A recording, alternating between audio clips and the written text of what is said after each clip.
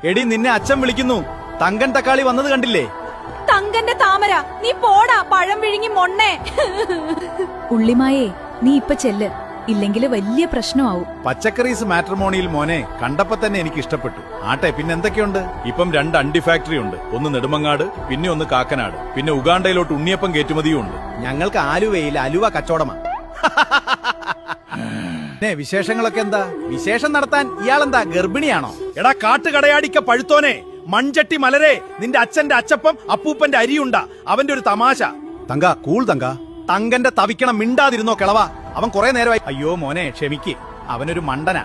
ചെക്കനും പെണ്ണിനും എന്തെങ്കിലും എഴുതാനും വായിക്കാനും ഉണ്ടെങ്കിൽ അങ്ങനെ ആവട്ടെ. ഉള്ളിമായേ, എനിക്കറിയുന്ന കാര്യം നിനക്കറിയാവുന്ന എനിക്കറിയില്ല. എന്നാലും നീ അറിയാൻ ഞാൻ പറയാം.